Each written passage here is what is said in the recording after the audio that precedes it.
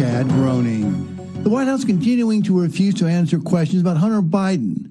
Fox's Brooke Sigmund reports. The White House is again dodging questions on whether President Biden was involved in his son's overseas business dealings. Leaked voicemails from 2018 obtained by the Daily Mail suggesting the president was in the loop despite his repeated denials. President Biden appearing to refer to a New York Times article that focuses on a meeting between Hunter and a now defunct Chinese energy company. And when pressed further, White House Press Secretary Karine Jean-Pierre insists she cannot verify the validity of the audio found on Hunter's infamous laptop, despite confirmation by multiple outlets. President Biden maintaining that he has had no discussions with his son about his overseas business dealings. Some Texas counties want to declare an invasion because of increasing amounts of illegal migrants on the southern border. Appearing on Fox and Friends First, Goliad County Sheriff Roy Boyd shared what pushed his county to make this decision. They're endangering the citizens of our community, the citizens of the state of Texas, and the unprecedented number of individuals being brought through by the cartels is just overwhelming at this point in time. Boyd says that this would allow the governor to take special powers against those invading the state. For this to happen, the county officials need to define how an invasion is taking place and then prove that the federal government is not taking action to prevent it. Local officials do not have the authority to enforce federal immigration laws and will likely face legal challenges. The Biden administration is reportedly planning on lifting some tariffs on America's #1 foreign adversary in hopes of helping the Biden economic crisis. Here's AFN's Steve Jordahl. Typical of the Biden administration's tendency to take a bulldozer to all things Trump, whether they work or not, the president is preparing to lift a fairly narrow set of tariffs on China in hopes of curbing inflation. Even Biden's own team cannot agree on the move, although by all accounts, the broader set of Trump tariffs have been fairly successful in narrowing the trade gap between the two global rivals.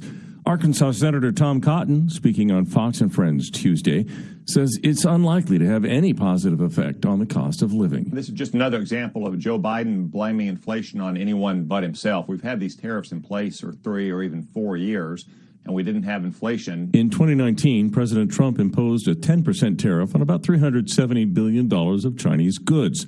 The Biden plan is reported to lift only $10 billion of that number, but Cotton says it's another sign of weakness from the current president. With tariffs, you'd get some leverage over them and demand that they make a change. And apparently, the Biden administration, because of their own foolish policies, are now, as you say, about to give all that leverage away for it looks like nothing in return for the American worker. He says the real cause of inflation is Joe Biden's policies, and especially his energy policy, because the price of gasoline and electricity drives the price of everything else. But what does Joe Biden do? He'd rather go to Iran and Venezuela and beg them to produce more than go to North Dakota or Texas.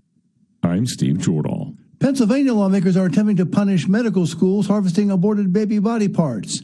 AFN's Charlie Butts reports. The University of Pittsburgh is still reeling after it was discovered that its medical school was harvesting tissue and organs from aborted babies. That includes an experiment grafting an aborted baby's scalp skin onto the back of a rat to see if hair would grow. It did. Maria Gallagher of the Pennsylvania Pro-Life Federation tells AFN lawmakers are trying to bring it to a halt. This is where the rubber meets the road. Are we going to tolerate this type of barbaric experimentation on preborn babies? Pro-life lawmakers have attached an amendment to a bill in their effort to send a message to the medical schools. The amendment was attached to the state budget, which is now the subject of negotiations between the House and the Senate and the governor's office. So we will see where this leads. If it were to go into law, the state could penalize a university that violates it by withdrawing state funding to the schools. The University of Pittsburgh alone is set to receive $150 million in the proposed budget for next year. I'm Charlie Butts.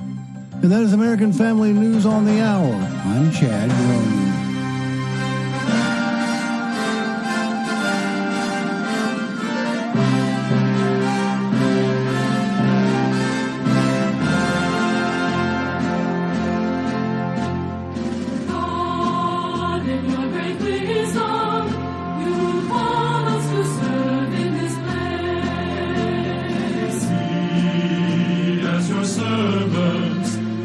Seek a fresh glimpse of your face.